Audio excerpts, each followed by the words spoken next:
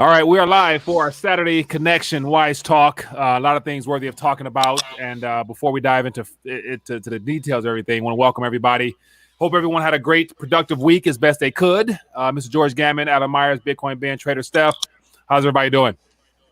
Doing very well, thank you. Awesome, thank you. Very happy to be here. That's good. That's good. So, Saturday. sorry, say that again. Happy Saturday. Happy Saturday, yeah. Got a chance to give me a little cardio workout in a minute ago, so I'm feeling revitalized. Let's talk about the Federal Reserve. Say that again. I said, me too. Bringing me and the wife. Yeah, I've been last couple of days been doing a little bit more cardio than I normally do, but trying to expand my lung capacity as much as I can. So, yeah, just my little efforts of trying to get in shape now. Okay, I got to ask, what is cardio for you? Cardio for me, well, it used to be actually getting on a court and going up and down playing basketball, but now it's more so running around the track a mile or jumping steps. I still do this football stadium steps and stuff like that. That's stuff from my old college years. Okay. But as long as my heart is pounding out my chest, I'm feeling like I'm accomplishing something. So that's a workout for me. Mike, did I tell you what my cardio consists of here? As of lately, or yeah, because you've been to my apartment. Yeah. So for those of you who don't know, it's about, call it 2,000 square feet, something like that. I've got a normal sized living room, but here we can't leave. So it just is driving me crazy because typically I go to the gym every day and do something to get some exercise in. So the other day I'm like, okay, forget it. I can't deal with this anymore. I got to at least jog around my living room or something. So I tried to just jog in a circle around my living room. And I did that for about 3 minutes and I got so dizzy, I almost passed out. Almost fell down. So like, okay, I got to redo it. So now I just go in a figure eight around my living room so I don't get too dizzy. Why don't you run up the stairs? Go outside, run up and down your stairs instead of elevator. That's a good idea. Take the stairs, I never thought of that. That's a great idea. We really need to get you a girlfriend. All right, man. So, hey. I was just going to mention the stairway thing. I know some people who are doing that. Yeah, that's actually a great idea. You got a lot of steps too, so you'd be good. I didn't think about that. Now, watch this. Let's get into it. So, very first question is what I want to talk about. Michael, says the Fed by eventually back mortgage debt. Bank mortgage debt. Sorry. Well, they've been buying it since 2008 in the form of mortgage-backed securities. That's what quantitative easing is, when they go into the market and buy treasuries or mortgage-backed securities, which are just basically, in my recent videos, I've just been calling them mortgage-backed sausages, because it's just where Fannie already goes around the United States and picks out a nose over here, a stomach over here, a hoof over there, and just grinds it all together. And that's basically an MBS. So anyway, you guys can take it away from there, but they've been doing it for a long time, and they'll do it, in my opinion. They'll buy more and more and more in the future to make sure that they get as much of those mortgages off the private sector balance sheet onto their own balance sheet. So people are defaulting. The private sector doesn't have to take a haircut. They don't have to foreclose on the individuals. Yeah. Now, at some point, the concept of assets, like bonds being considered assets, will run its course, and all these other things they've packaged together and sold them off as assets. How much longer do you think before the world recognizes, or investors in general no longer find it worthy of purchasing or acquiring those toxic assets, if at all? Well, for me, if you're asking me directly, I think all those quote unquote assets, I just call them that because that's kind of their title. You know, I'm not saying that, go run out and buy some mortgage-backed sausages, but it's all a function of debt. That's really what backs up those quote unquote assets. So just kind of to put things into perspective, just for everyone to understand in quick terms, I just look at a chart of overall debt in the United States, and you can find that on the Fred website. If my memory serves me right, it's about 70 trillion, but this is not sovereign debt. This is just private sector debt. And so it's going up like this, where if you look at a line of GDP, it's going like this. So the line of debt is going up exponentially, and the GDP is just barely going up at an angle, and that's nominal GDP. So if you think about GDP in the terms of your income, and the debt in terms of what you need to pay back. At a certain point, that debt just gets too high, and it's got to come back down. And all those assets that you're referring to, Mike, are based on that debt. Interesting. I have a question for George, if you don't mind. Yeah, go ahead. Okay. And it's more for clarity. You were talking about the mortgage-backed securities and that the Fed is acquiring them off of banks. And I'll tell you what I'm thinking, and then I want to know what you're thinking on this, is that one of the reasons the banks are selling these sausages, I love that term. One reason they're in the market for selling sausages is because the book value on these assets are less than the market value. And if they have to go mark to market, they could be considered insolvent. So they want to unload these sausages. The Fed will pick them up at book amount. And now the bank or the holder of those won't be considered insolvent. So this is a way to, in essence, create solvency in the system. Would you agree? 100%. Okay. And I think they'll not only do it with mortgage-backed securities, but they're doing it with corporate bonds. In my opinion, they'll do it with equities as well for the exact same reasons you just stated. I'd also like to point out, too, that if there is no buyer for mortgage-backed securities, there are no mortgages. So it's not just a matter of keeping the bank solvent or the pension funds. I'd like to point out that if the Fed didn't step in, and I'm not saying they should, but I'm saying if they didn't, you'd have the whole mortgage market freeze up, because call it 70% of those mortgages that are done through your bank, Wells Fargo, B of A, they sell that mortgage to Fannie and Freddie before the ink's dry. So if they had to keep all of those mortgages on their books while we're in a time of a debt deflation, there wouldn't be many mortgages to go around. So you can extrapolate that over what that might do to the housing market. I agree. It's been said that I'm blanking on it, but right now, because of what the Fed's doing to get all of these, use the term loosely, assets off the balance sheets of the banks and onto theirs, they are becoming the buyer of last resort. Yeah. Instead of the lender of last resort, they're becoming the buyer of last resort, which means, and to your point, George, if the Fed didn't do this, the banks would, in essence, run out of reserves. And if they actually kept to the reserve requirement, which they don't, they could not legally create any more money. But and then, of course, if they also didn't, if they weren't able to sell these now undervalued assets or lost value assets to the Fed, then they're going to be considered ultimately insolvent. They could be subject to be closed down. And then we're going to get to what I've been waiting for. And I don't mean that in an excited way. It's a fearful way. The bail-ins. Yeah, I think that's actually the tip of the iceberg. Go ahead, Ben. I'm sorry. Yeah. I think this is an end around for the Treasury and Trump to use the Federal Reserve to, in the end,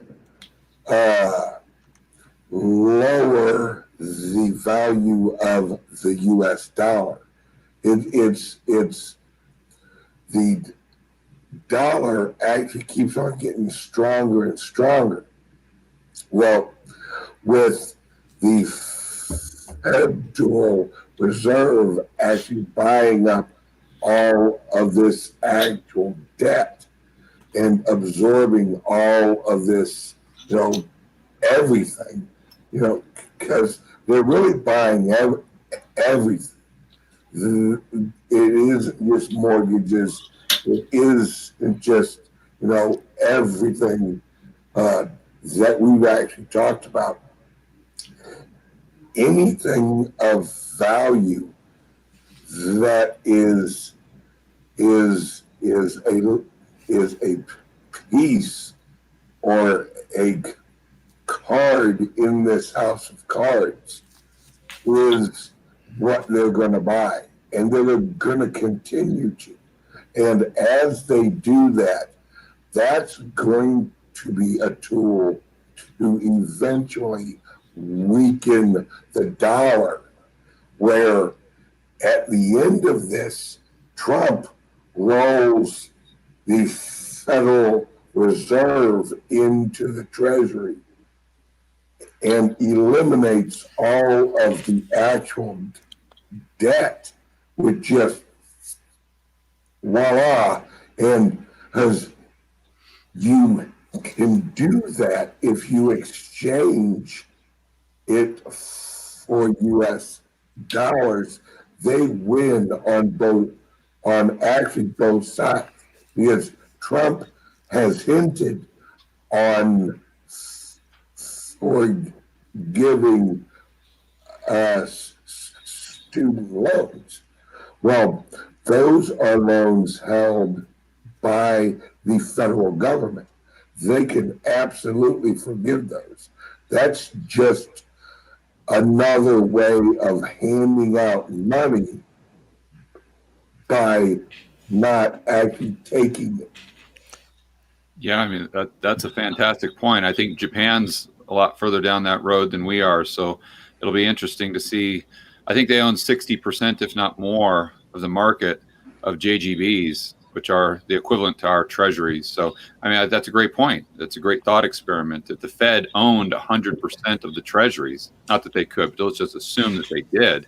Why don't they say, okay, guys, you just never have to pay us back, and then you have a debt jubilee, and now our debt GDP ratio is 0. Or what they could do, because that might disrupt markets, they could just say, okay, we own all of them now, and we'll just fix the interest rate at 0, and therefore you're basically doing a debt jubilee if they can just roll over the principal indefinitely, which they would. It's yeah, I mean, I think that's the direction it's going to go, because they're just going to have to, well, they don't have to, but in my opinion, they're going to try to do everything they can to prop up prices. And that's not just prices of equities, prices of bonds, prices of treasuries, you name it. So in order to do that, you have to have them all on your balance sheet, so there are no sellers, right? So watch this. So I got a few thoughts. Go ahead, share that. Keep in mind that capital has a mind of its own, and it doesn't have a mind. So I'm using that term loosely. And it's going to flow where it'll get the best return. It doesn't care where that return is or what it's in, as long as it's receiving a yield and there is low risk or a backstop. As far as the US dollar, it can't get worth any less. It is. Oh, yeah, it can. Let me finish. It is worth less. The only reason it's rising is due to perception and the currency, the Forex system, the Brentwood thing, all that jazz. It's not that it's stronger. There's a perception, but there's also there's been a huge need for dollars in the world, which is why the Fed is flooding the system to give people dollars. A lot of that has to do with the oil issue going on right now, but there were a lot of issues, obviously, that began in September. As far as the Fed taking, the administration of the Treasury taking over the Fed, yeah, I read a few things about this and it totally makes sense. And I can see a scenario that plays out where the Treasury and the government take back its constitutional role over sound money, and in a kind of awkward way absorbs the Fed into the government rather than the Fed being a separate banking institution. Are you with me, guys? Yeah. But I don't think the pandemic is not the time to do it. I mean, we really need to get through this mess. And at some point down the future, it will facilitate the ability to do a debt jubilee on some level. and a global currency reset and all those other potentials. So there's a lot going on right now. It's like hard to keep track of with regards to the Fed and what they're doing. But and lastly, they're actually not buying everything. They are buying some things, but some of those things that are perceived as being bought, and this might be semantics to some folks, but it's being used as collateral because they're going to be paid back if something makes a profit in the future. And that's an assumption. But my feeling is we're going into a deflationary depression. Not yet. This is like the prelude.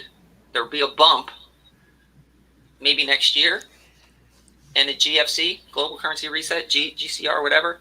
So just some thoughts throw out there. Yeah, I want to be clear just for the viewers. When I say I have a bad habit of just making blanket statements as though everyone knows just what I'm talking about, like they're in my head.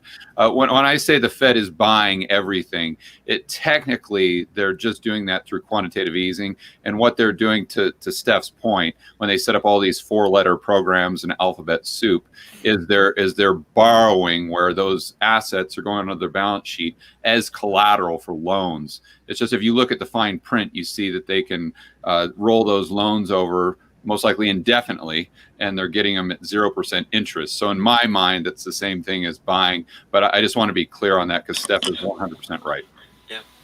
Yeah, I see it kind of playing out like this. Look at that thing, man. Hey, that's ugly. That's ugly. Well, if you look at it as in where it's going, that's actually beautiful. Because yeah, right. What we're seeing is we are witnessing through rule changes the transition out of the old global banking system into an American nationalized currency. And what Trump is going to do is this is actually going to play out for a while. And all of the debt that the Federal Reserve is absorbing is they are going to be the entity that when Trump brings it into the Treasury, that event is going to be very public because it's going to be a lot of actual blame game, of why are we in this freaking depression? What's going on? What happened? And Trump, as he always does, is going to point right at the Feds and go, hey, these guys have been managing the economy. How'd that go? And that will give him the public support of let's look into their books. Let's see what's going on. And he will come out on Twitter like you ain't never seen him come out on Twitter. And he'll actually point out all of the lies and all the deceptions and all the, everything we've had going on. And so they'll have all of the debt. And Trump and the Treasury will have the assets. And then Trump, once the Feds have just made it rain with US dollars, that's when Trump gets rid of the Fed, launches a Treasury bond, and actually jacks up the interest rate on that Treasury bond that is going to re-liquefy the Treasury with currency. Denominated in what? Like the digital dollar thing, or they gonna come out another paperback form, or what? No, the actual bond that you buy will actually be held in a cryptographic wallet, because that's how you'll have ownership, real ownership of the actual bond. Like in the old days, when you have a bond certificate, your actual bond certificate is going to be cryptographically tokenized on a blockchain. And then that interest rate will compete and blow out the rest of the world, because exactly like Trader Steph said, that capital will run towards whatever is giving the highest yield. So that Treasury bond is going to look like a lifeboat. And at that time, what's going to also be going on is the global banking system, the rest of it. And I'm like the European Union, the IMF, all of the rest of what's left of this dying breed of global banks is going to use their final weapon. And their final weapon, through my research and looking into it, is going to actually be the Bitcoin. The only thing that's going to be able to compete with Trump's Treasury bond is the rate of return of actual Bitcoin, because they're going to flood their US dollars into actual Bitcoin, which they have been mining for years. China's been mining Bitcoin forever and a day. They've got a shitload of it. And so their actual goal is to have a global currency over all of the currencies. And they're going to make it Bitcoin. Yeah, there's a lot to unpack there. I see how that plays out, but I just don't know. You've got such an extensive system of plumbing in the financial, like such as the repo market, the dollar funding markets, the FX swap markets, and that could just be part of the financial economy. But unfortunately, that translates into people getting loans. That could be. Yeah, I'm just thinking about how many of these new dollars would have to be created while they're issuing these new bonds. And I mean, you're talking probably 20, 30, 40 trillion. I don't know how it would work with the 13 trillion of debt outside the United States denominated in dollars. There's a lot of moving parts there, that's for sure. Can we go back to something? Hang on. Let me address him real quick. It isn't hard on a digital ledger technology. It's only a replacement of currency airdrop. It's an air swap. It's an airdrop atomic swap. Yeah, but I'm just talking about like collateral as an example. The repo market uses $2.2 trillion a night roughly in trades. Well, that's collateral. And then if that kind of goes away, even if it could, because of technology, I just don't know what happens to the equity markets if the interest rates go from 0 up to, let's say, 5% on a competing currency. And if there's not as much collateral in the system, I don't know how it doesn't get gummed up. Maybe I'm wrong. I don't know. But there's just a lot to unpack there for sure. Yeah, it's not going to be easy, but you'll have one system being slowly, the purchasing power or the value will slowly leave one plumbing and move into the other. Right. And that's going to happen with launches of new exchanges, new representations. So you have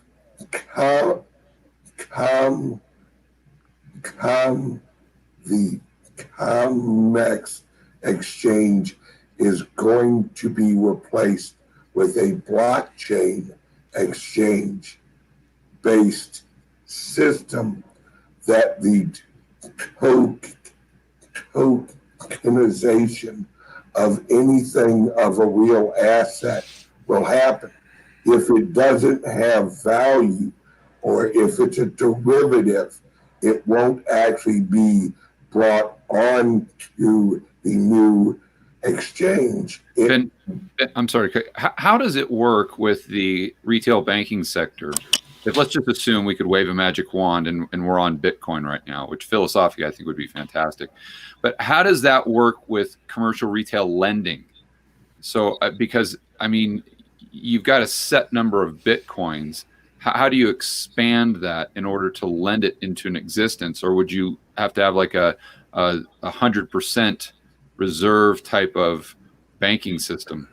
Exactly. That's one of the basic factors that people don't even understand about the gold standard and how it functioned. It didn't restrict the money supply. That's not the purpose. So to your point, but the problem with crypto is that they've sold the idea that there's a limited supply, so it's worth more. That's a complete fantasy. It's a derivative. Yeah.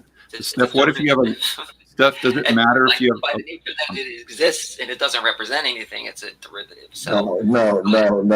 That's absolutely absent of any knowledge of what cryptocurrency is. No, it's not, Ben, but I appreciate it. Yes, it is.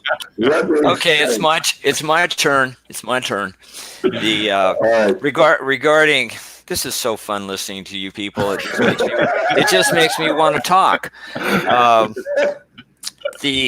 As far as limited supply, and Ben, you'll quickly tell me yes or no. I mean, there's supposed to be a specific number of Bitcoins ever in the world. Yet each Bitcoin can be divided into what they call Satoshis. And it's a monstrous amount of Satoshis per Bitcoin. So when you look at all the Satoshi-eyed parts of the Bitcoin, I mean, you have quadrillions of pieces. Anyway, one of the things I wanted to get into, because you guys got going on and then left it, and I'm really interested in what you see or hear and think, is that you've talked about that the Fed could be taken into, acquired by, absorbed by whatever, the government or the Treasury.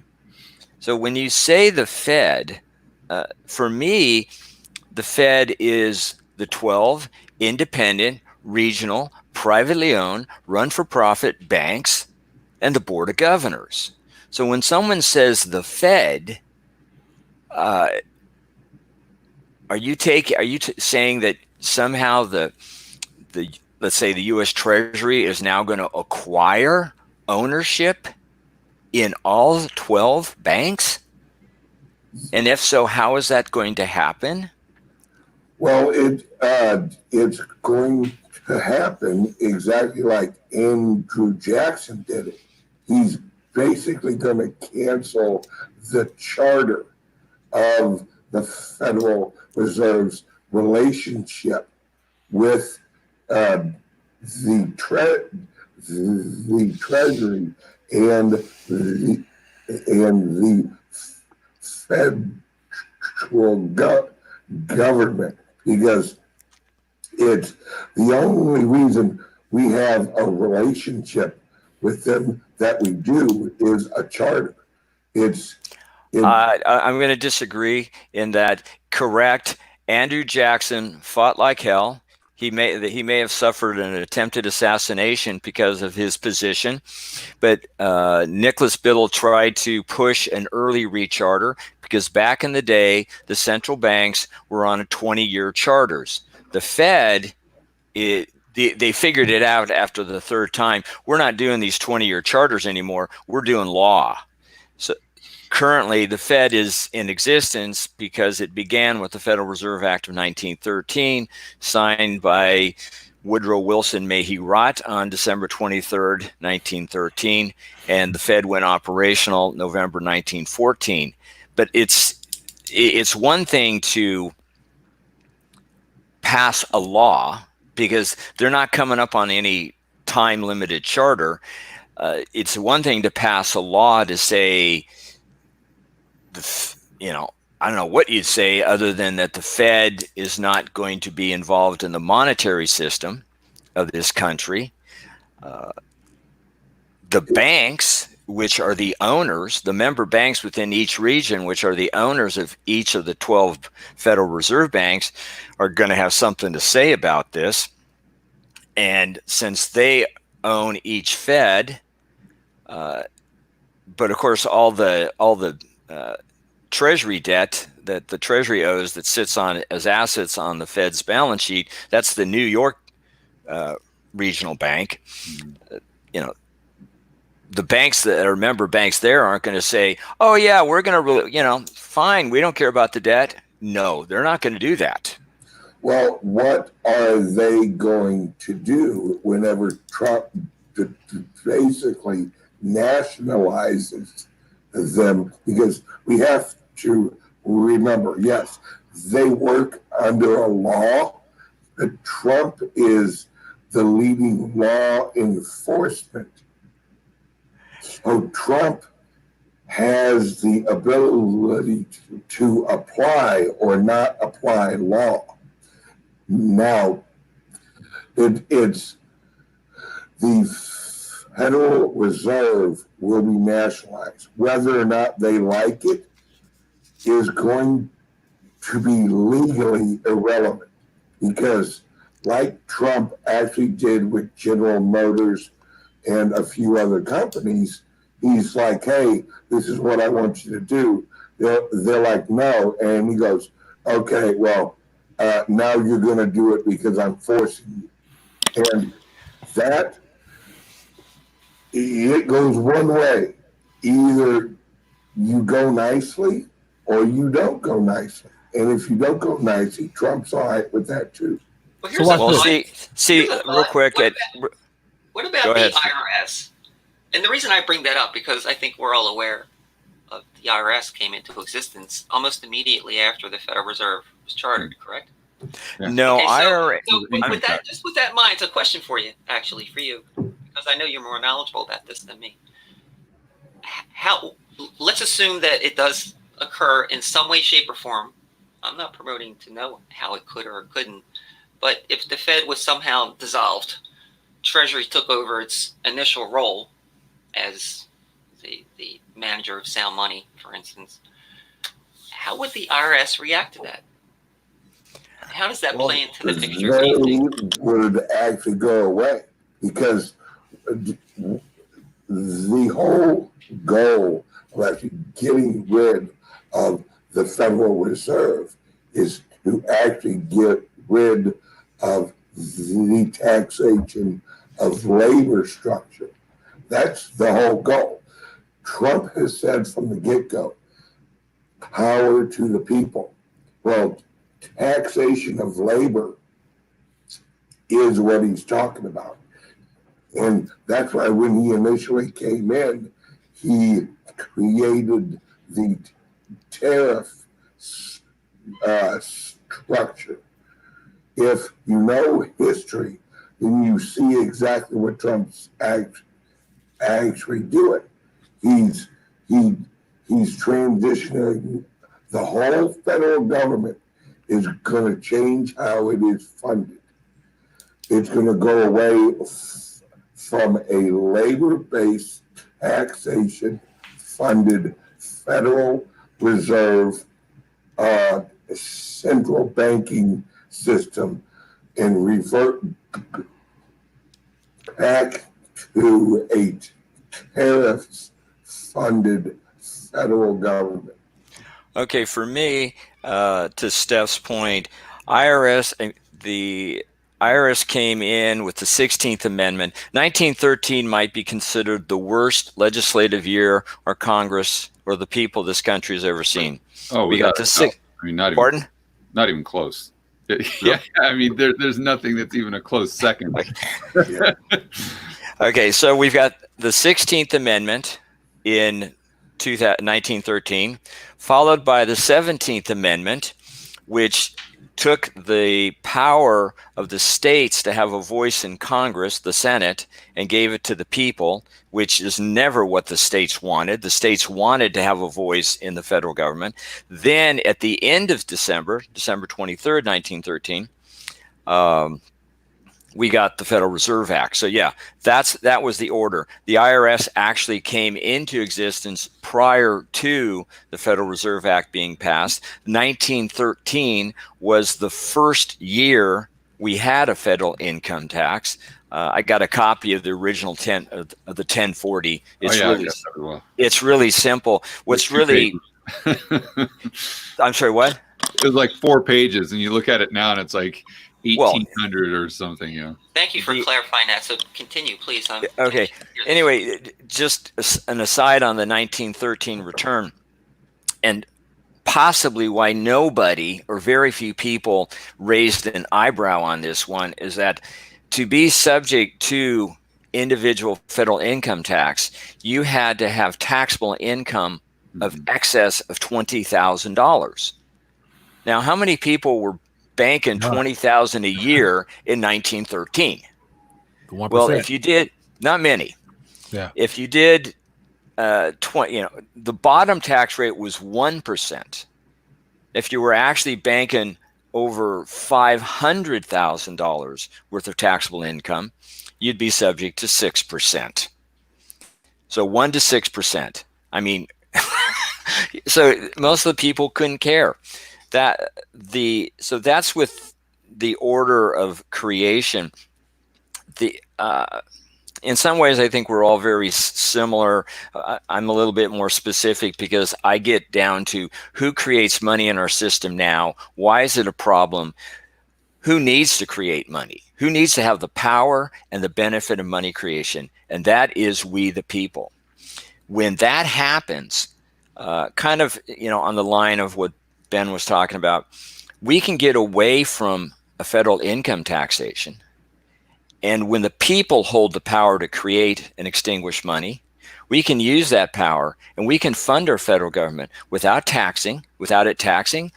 borrowing, and tariffs. Now, there's an author who I've read his pamphlet. It's called The Law, Frederick Bastiat.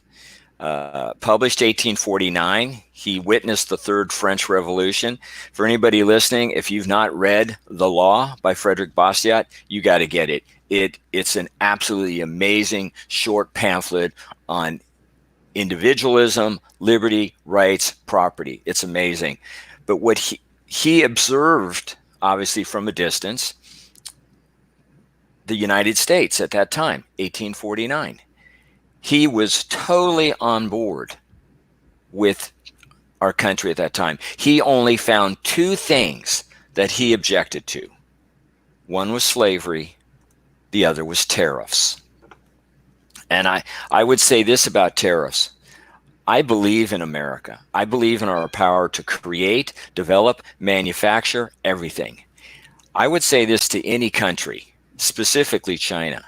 You want to sell in this country? You can sell. All you have to, and we're not going to tariff you. All you have to do is do one thing.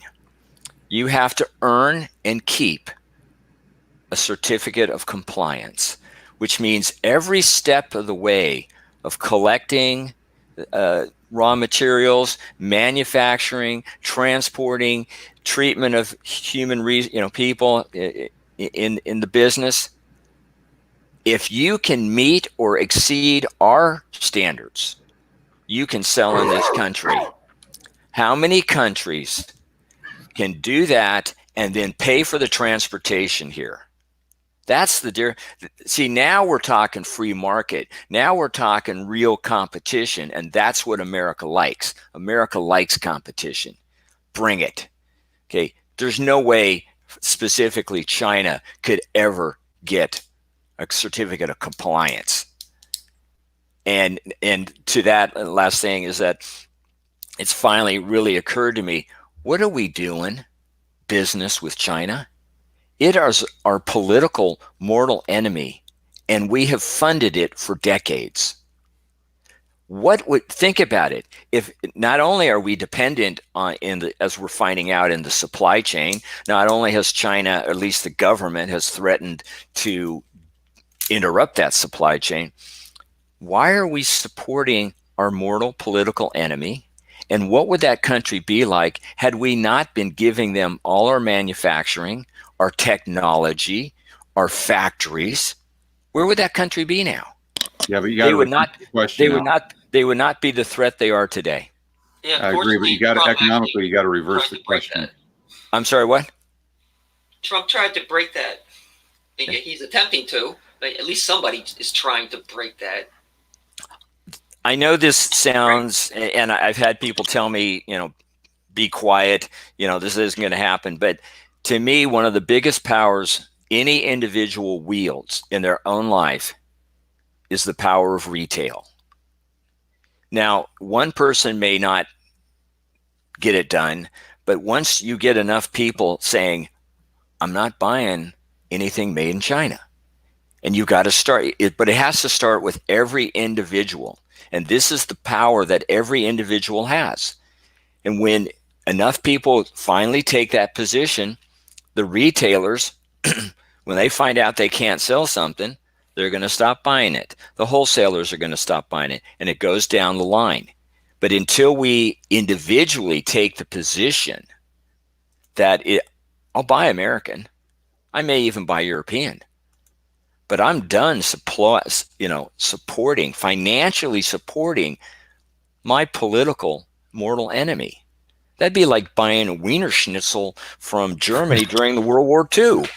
Yeah, it's unfortunate we had to have a pandemic for people to wake up to the reality of the situation. Yeah, but you've got, I think we want our cake we want to have our cake and eat it too, from the standpoint of, I understand where you're coming from for sure, but there's a cost benefit analysis I think that we have to do from a standpoint of, okay, let's say that we were to produce all of the goods that we need at Walmart, Target, and Home Depot here in the United States.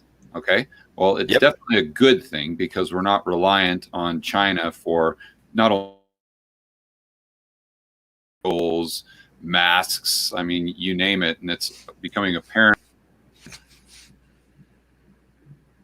would increase prices substantially.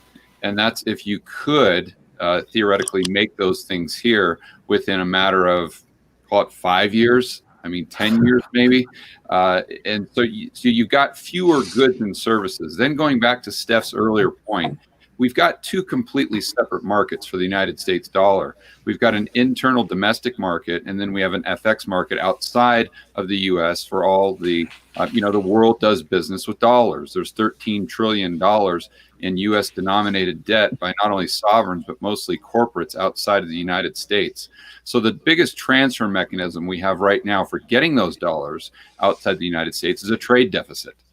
Well, if what you're saying, so we kind of stop trading or we import a lot less, that means we're exporting a lot fewer dollars. And if there's fewer dollars being exported outside the United States, then you have the DXY going to 120, 130, 140. So then you have to ask yourself, well, how does that affect the United States? And how does that affect the entire world as far as their economies? And you've got to remember that all those dollars that are being printed by the Fed for MMT or to buy all of these, who knows what type of asset, if those are creating additional deposits in the banking system, which they most likely are. And the reason I mention that is because, Alan, you know well that back in quantitative easing, the only thing they're doing is creating bank reserves. Well, that has to take an action from one of the primary dealers or a bank to lend that money into existence. The transfer mechanism there is the banking system. Well, if the Fed is buying these assets from the private sector or the Treasury, they're monetizing their debt, they're keeping and they're building more deposits within that retail banking system. Therefore, the money supply is growing. Okay, so you have the supply of dollars growing, you have the amount of goods and services shrinking. So now, and I'm just saying that I'm not saying one's better or one's worse, but we've got to look at the pros and the cons to supplying all of our goods and services within the United States. I agree. You want the whole picture. I don't imagine that this would take place in the snap of a finger or two, but it's something that needs to progress too, because at the end of the day,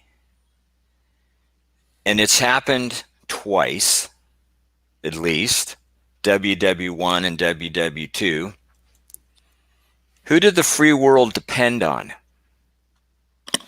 Depended on America. Yeah, We didn't want to be in War I. We didn't want to be in War II.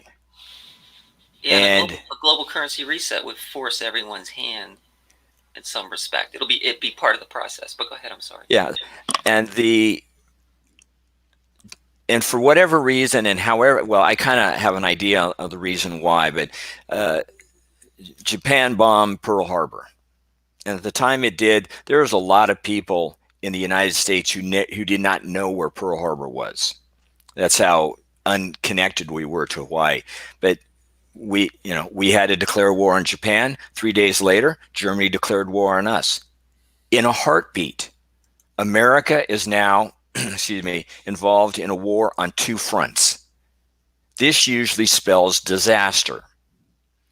Now we had allies in the European theater. We didn't have too many allies in the Pacific theater. At the end of the day, America was triumphant in both and came out a winner. Why? Because America could shift from making cars to tanks in a day. America was basically self-sufficient. The world for many decades has looked on America for safety and security more than I think any other country. We need to be self-sufficient because we are stronger, we're better, we're more capable, and we're less likely to be attacked in any way, shape, or form. The other is that, this is not going to happen in a heartbeat, but this needs to begin the process. And in that process, we'll figure out the money. I'm very particular about saying that anybody prints money, Fed, government, no one prints money into existence. Money only comes into existence, fingertips on a keyboard, hit enter. So watch this. What I've noticed so far, especially in my neck of the woods, is a concerted effort by a lot of businesses that had to close their doors and they're no longer doing their normal operations, but they've all seemed to rally together to create hand sanitizer. So all the breweries and all the other manufacturing plants that no longer make car parts, they're now retooling to make, unfortunately, body bags and masks and gowns. But yet there is this creative sense of let's keep our people working in some form or some fashion. And I think this might last as we move through this little pandemic situation, because there's no restarting or rebooting the economy back to what it used to be. So I think a lot of these warehouses around me that's empty, they might be housed again sooner than we thought, and we might be making more in America, but not because we want to, but because we're desperate and we need stuff now. So I think desperation factories will be opened up again. Yeah, I think that's a very good point, and it brings to mind that we're a republic. We're not a dictatorship. And letting the capitalist system work, despite it's got its kinks, nothing's perfect, but to let it work itself through to solve this rather than forcing industries to do what the government wants them to do by dictate, it's working. The system's working. It's not perfect, but it's working. Yeah, I think I'd be much more optimistic, I think is the right word, with that game plan if we had the same type of regulations hampering small and mid-sized business that we did in the late 1800s, or I'll take even the mid 1900s, right? But unfortunately, I think that moving forward, especially going through a recession or a depression, where we have this move toward political correctness, and let's just say that we get someone that's very left-leaning in the White House, for the next 4 years, 8 years. I'm not saying that's right or wrong. But let's just say that we do. I think that the business environment is going to be far less friendly than it was even last year, let alone back in the mid 1900s. And I know just from myself back in the early 2000s trying to do business in California, I mean, forget about it. It was a complete nightmare. And so I can't even imagine what it would be like moving forward. So you've got all these restrictions on, if you can only hire this many employees, and if you hire more than that, you have to do X, Y, and Z, and you have to. So my point with that is, if government is involved in the economy much more on a moving forward basis than it is right now, and let's remember that the Fed owns, not now, but could potentially own a lot of the equity in the S&P 500. They could own a lot of their debt. So then, Ben, to your point, if the Treasury and the Fed merge, and let's say all that equity goes onto the Treasury's balance sheet, now all of a sudden you've got the major shareholder or the major equity holder of all U.S. corporations could be the government. In my mind, that means a less dynamic economy, not a more dynamic economy. So you combine that with trying to bring everything home made in the United States, I think that could be an additional curveball. First of all, Steph, thank you for using the word republic instead of the often used word democracy, which for me, democracy is a 4-letter word. I know, it's amazing how much it was nowhere. I mean, our founders knew. They absolutely knew what a democracy was. They chose a republic. You will not find that dirty word in the Constitution or in the Declaration of Independence. Absolutely. To George's point, I'm not a big fan of government. And when it comes to the federal, and this to me is the beginning of the problem, and George, you basically kind of addressed it, and that is, have you guys heard of a Republic Review? I have not. This was first started by Jefferson. We are desperately in need of Republic Review. Our federal government is so unconstitutional, it's not funny. Yeah. And I think to George's point, okay, yes, we the people need to step up, stand up, step up, take back what in essence belongs to us, is rightfully ours, deal with the power that comes with it, limit the federal government. And again, this is going to be a step-by-step process. This isn't going to be a snap of the fingers. Our founders set up the federal government to be one thing, to look outward, to protect us from the rest of the world, not to control what each state did. No, I want an Obama phone. Pardon? Exactly. I want an Obama phone. No. Gimme. I want it. It's free. Gimme. Oh my goodness. So many of my family members was talking about an Obama phone. I'm like, man, you don't know what you're asking for. Oh my God. They got their phones. Okay, that's different than a gramophone, right? Okay, got it. But we need to return our country to its founding roots. Now, I know people who think, oh, we got to get rid of the Constitution. It's garbage. It's written by a bunch of white racist rich guys, and on and on and on. And I'm thinking, have you ever read the Constitution? Do you even know what's in it? Yeah. No.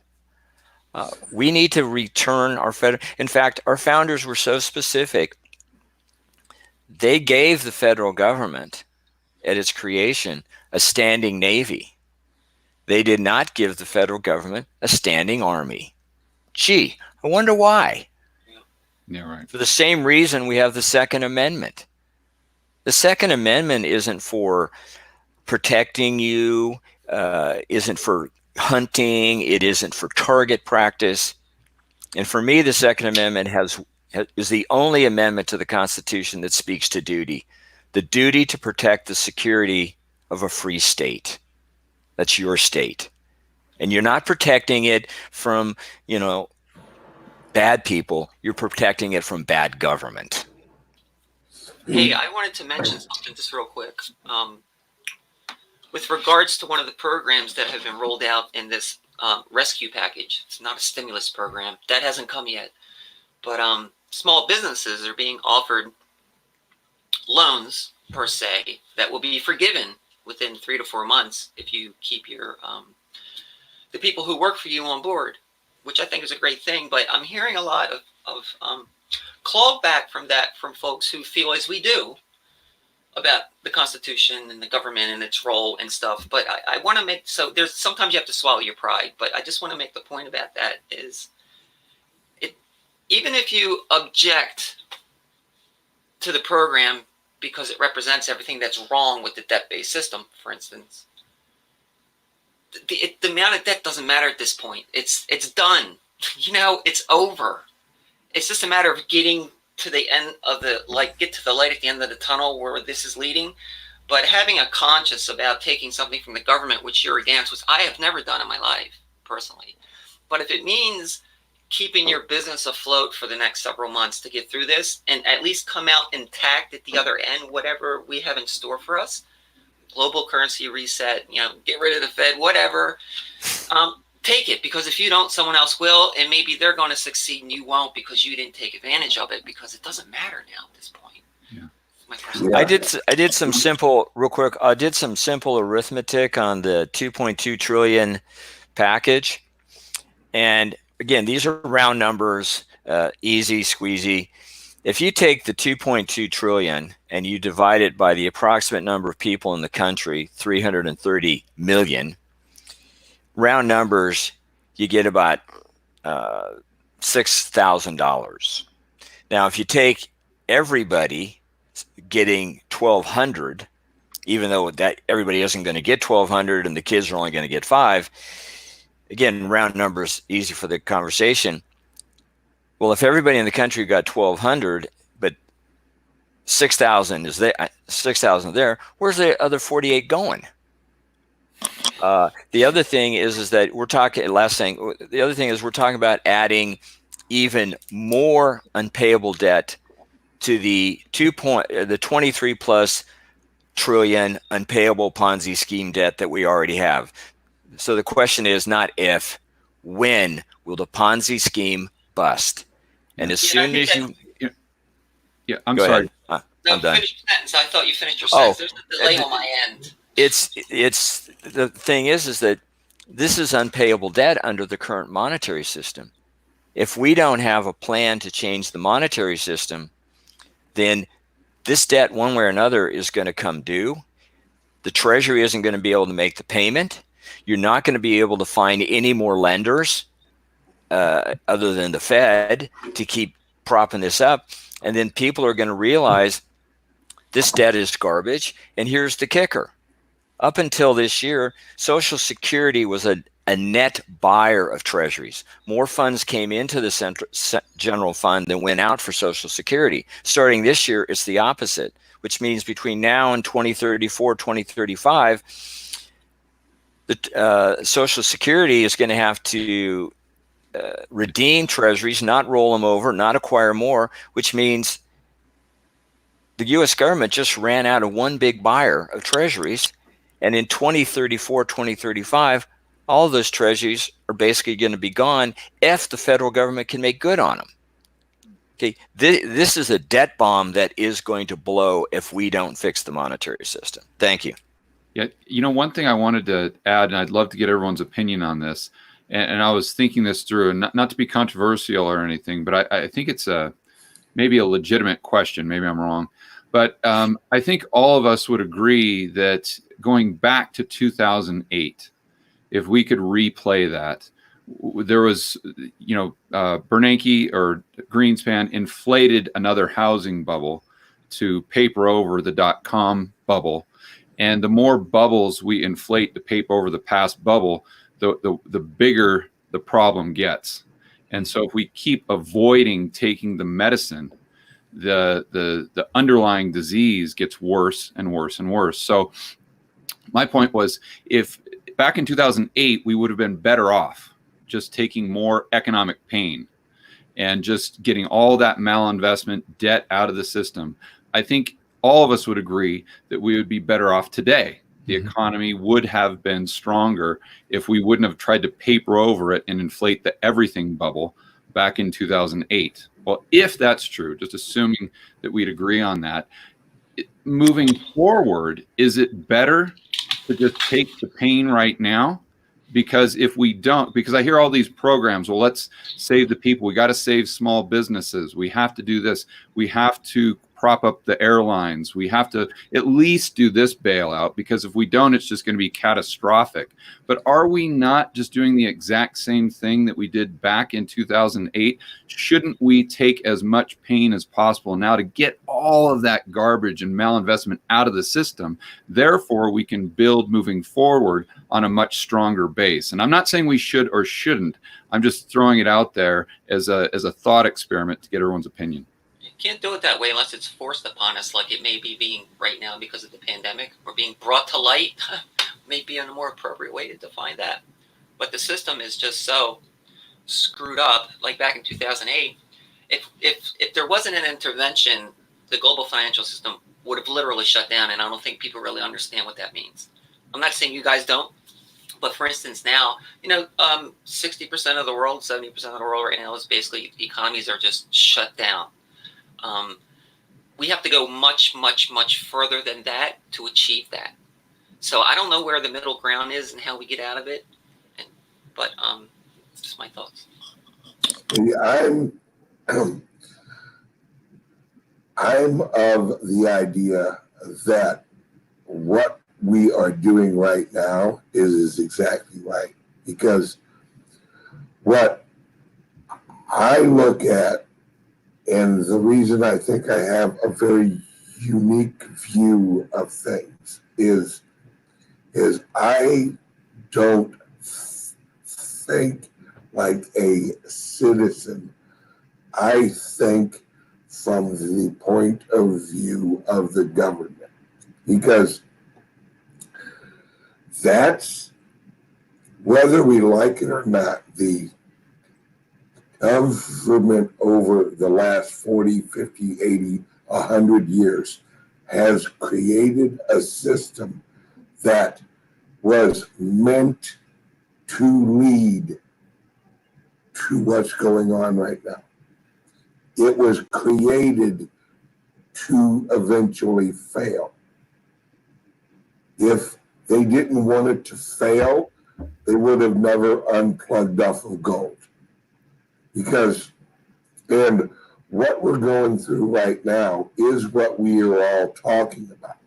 It's just so early in the process that even people in our world aren't seeing it yet. There's little breadcrumbs that are being dropped.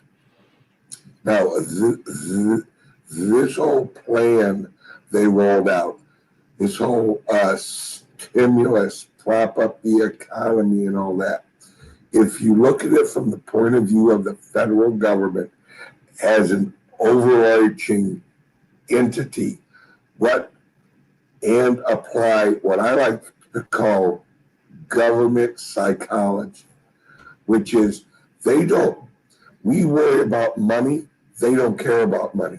They create money. That's irrelevant. What they care about is the human psychology of the people that live in the country. That is an actual government's bread and butter. They could give a crap about if they could run all of the people without using currency, they'd do it. But it's the easiest tool. So what's going on right now is Trump and the And the nationalists are transitioning from a global supply chain / global banking system into a nationalist supply chain, nationalist banking system, without winding up actually being exactly like Venezuela. Because what's wrong with Venezuela is not the hyperinflation of the currency. What's wrong with Venezuela is the work ethic of the people of Venezuela. Oh, There's no. I got to disagree with that, buddy. Wait. I employ Venezuelans. Trust me. No. Let me rephrase that. Right.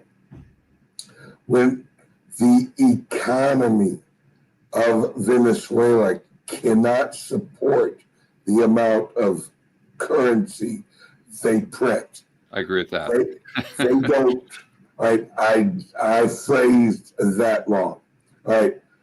They don't produce enough to justify the level of currency in the economy.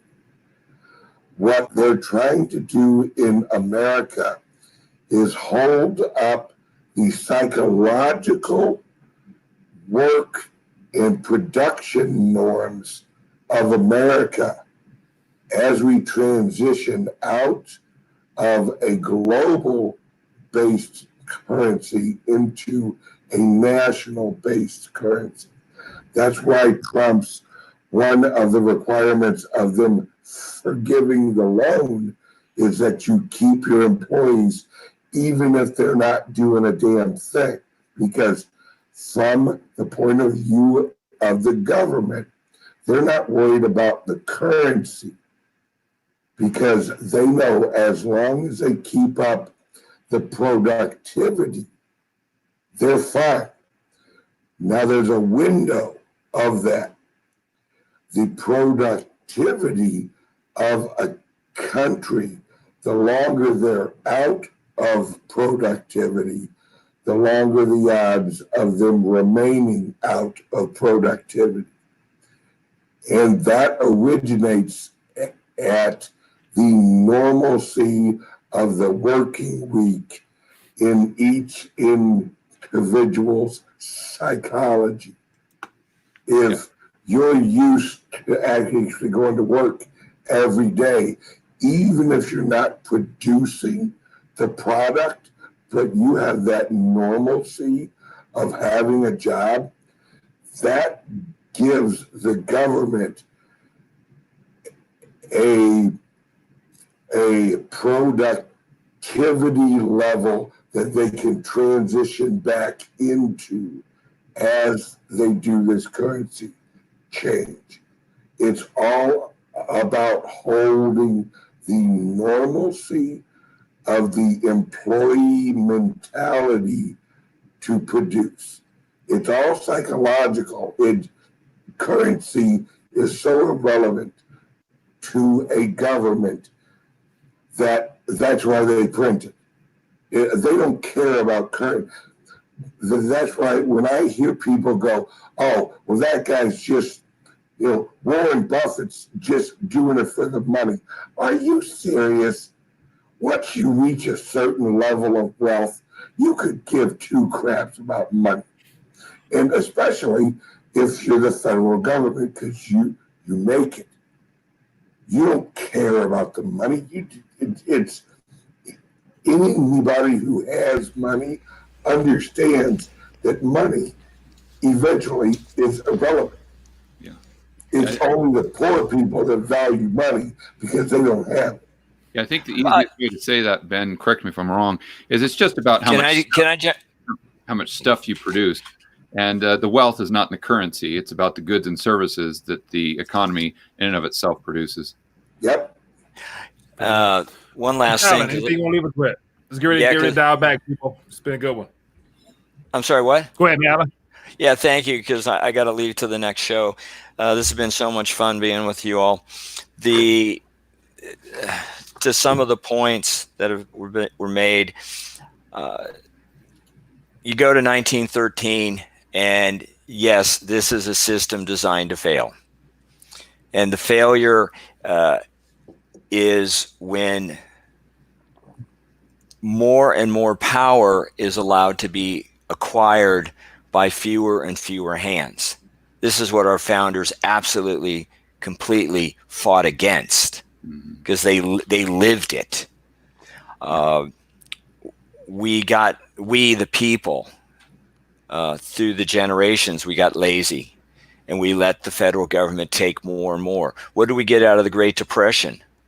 Huge federal projects, more and more power in the federal government. We got used to the federal government. We got used to federal income taxation.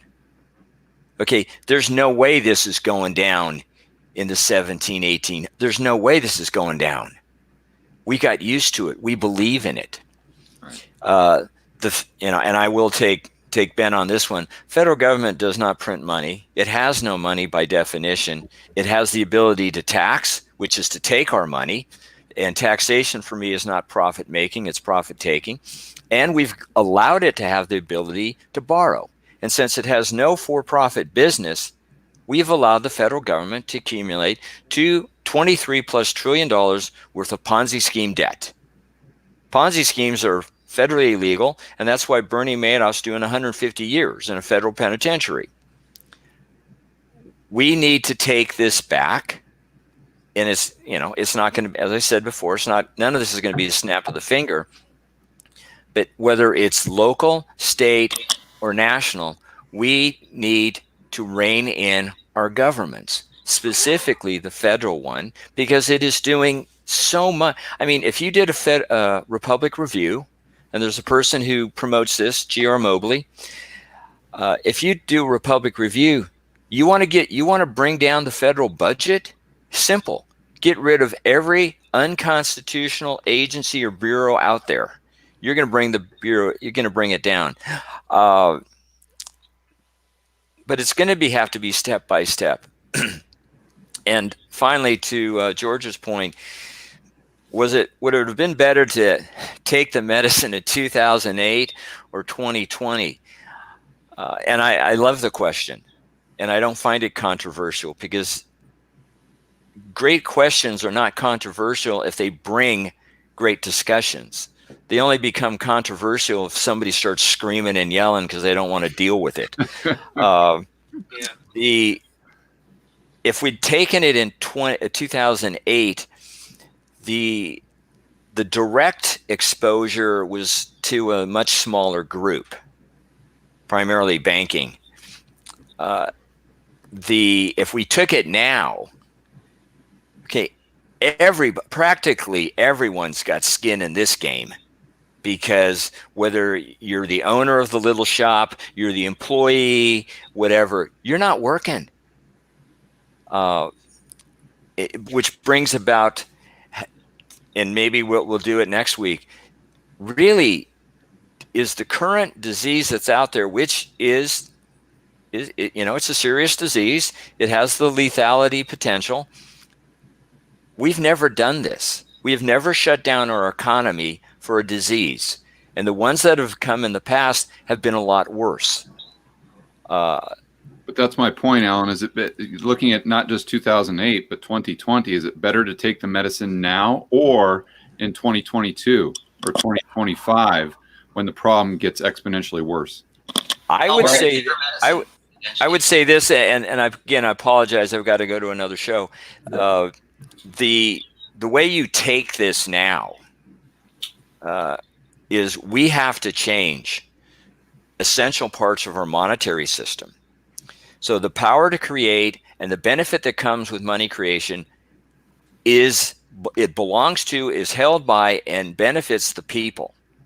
Now we can fix problems that were created by a system where banks are the sole creators, the sole extinguishers of money, the sole beneficiaries of it, and creates a situation where we have allowed a federal government, to become voracious on an appetite of more and more power, which means we have less and less rights and liberty. We bow down to this federal government. We give it tax dollars. We let it borrow. And this, and of course, the other result is, thank you, Federal Reserve System, we have massive inflation. 1914, when the Fed went operational, $1 had the purchasing power of 100 1914 pennies, 100 pennies to $1. Today's dollar has the purchasing power of maybe 3 1914 pennies. This is a complete and utter failure of one of its mandates, which is to maintain stable prices. That's right. Yeah, we need to begin the process now. I think one of my answers to you, George, is this pandemic, this condition, not only the disease, but the response to it is screaming, we have to do something different. We have to get involved. We have to understand not only what we're doing, what effects we're having on our economy, because imagine this would go on for another 6 months. The bankruptcy filing rate is going to be enormous. And right. how do you bring back an economy when you have no businesses or very few businesses operating?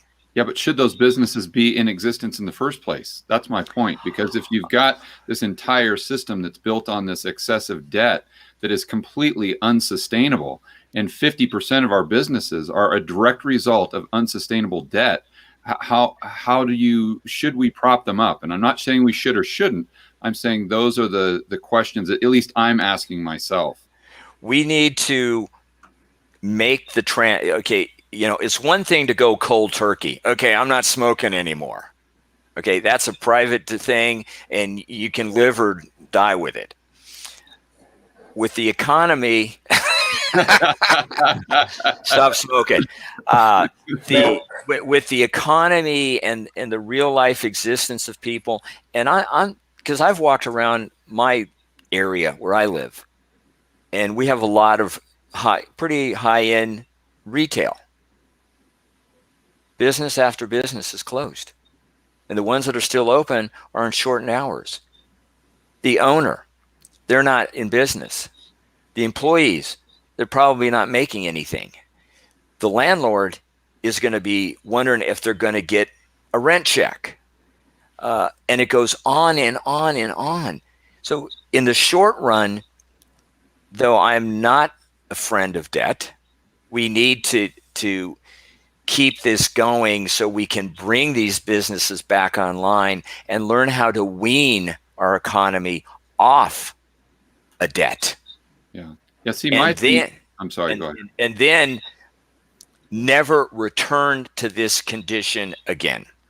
Yeah. I think that's what I was saying. Yeah. My thing is, the way I look at it is it's not necessarily about the virus or the way we're handling it, and it very well could be, but I'm just saying in my own thought experiment, I'm saying, okay, if the United States economy, if we were to take Fed funds up to 6%, which is just normal, right? Would that have any different effect than what the virus or our response to the virus is having right now? I mean, think about 6% Fed funds and what that would do to the repo market. Not only that, but the government is rolling over 11 trillion in debt every single year. Think if they're doing that at 6%, what happens to mortgages? What happens to the housing market? What happens to the stock market? What happens to 50% of those restaurants that now no longer have customers?